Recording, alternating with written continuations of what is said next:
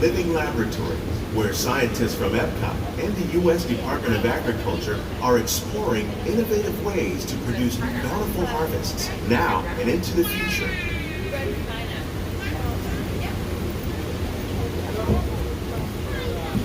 The tropics are home to the greatest diversity of plants on the planet. Many of these, like papaya, bananas, cacao, coffee, and rice, are well known around the world. These are just a few of the edible plants that have been an important source of nutrition for people living in the tropics. Many are rich in vitamins and minerals, while others are well adapted to growing in less than ideal conditions. Some, like the water lily, thrive in wet, swampy areas and waterways. All parts of this plant, even the flower petals, are edible. The starchy root of the plant has long been used to make flour for baking.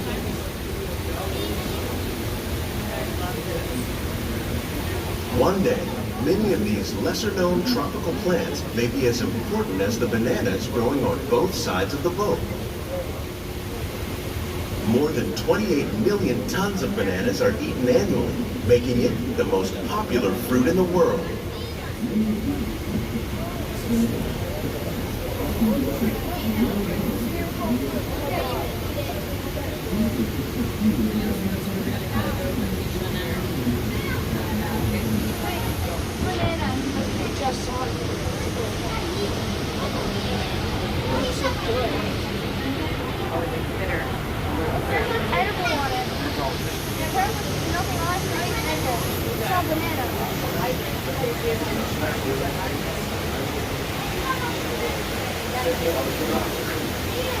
When we mention farming, you probably don't think of fish, but fish farming, or aquaculture, accounts for nearly half of all the seafood consumed globally. Tilapia, bass, and catfish, like the ones you see here, are three of the more popular crops raised by fish farmers. The sustainable system we're using here recycles the water in the tanks. As a result, we're able to save millions of gallons each year. Our small fish farm produces nearly 5,000 pounds of fish each year to serve in restaurants around Walt Disney World. Innovations like this one can play an important role in our efforts to produce bountiful harvests and still protect natural resources.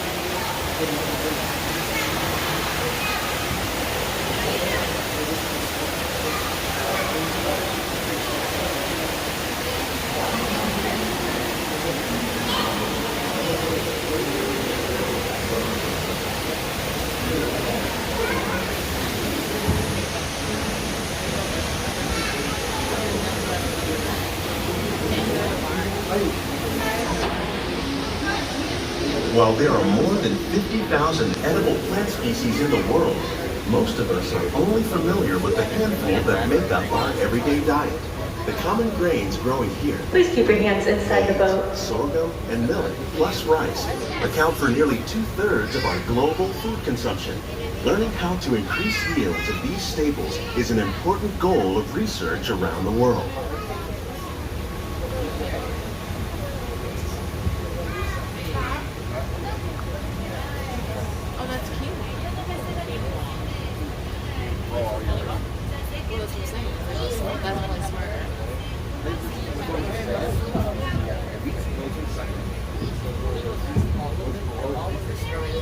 These plants are definitely on their way up.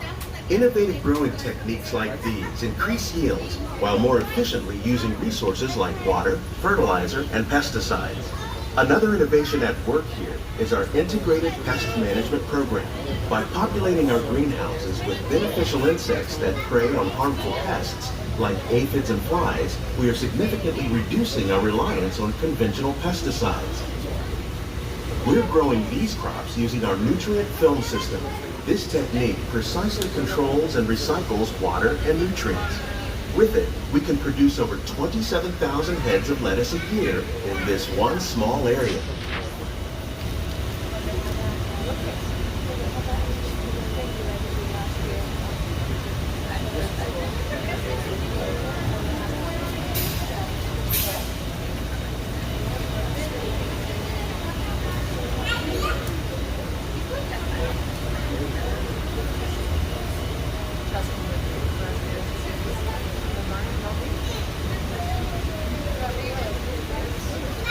Some of our best ideas have been inspired by nature, like these fruit and vegetable trees.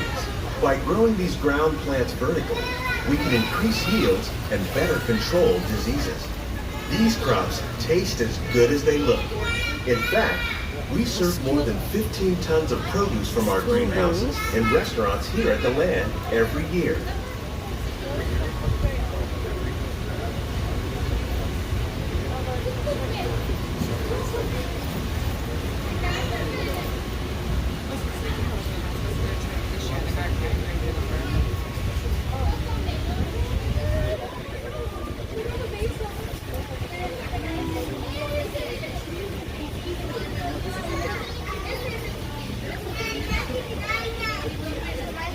The future of agriculture may include innovative ideas like this vertical growing system.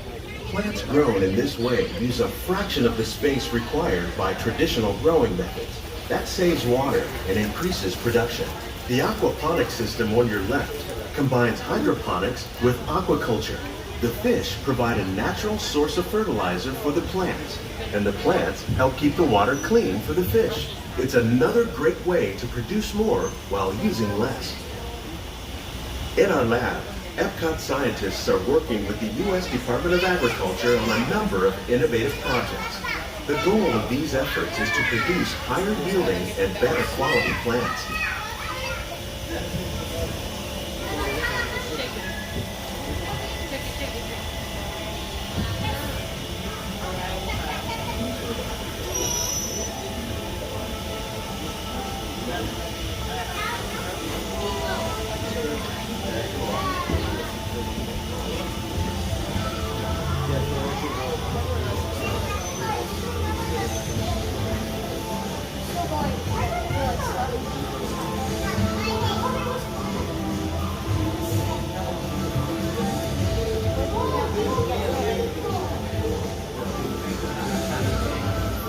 These greenhouses represent just a fraction of the work being done worldwide to produce bountiful harvests for our growing population. Scientists, farmers, and even backyard gardeners are doing their part to improve the quantity and quality of foods that we all rely upon. Together, we can continue to find more ways to increase food production and protect our precious natural environment. Only then will we truly be living with the land.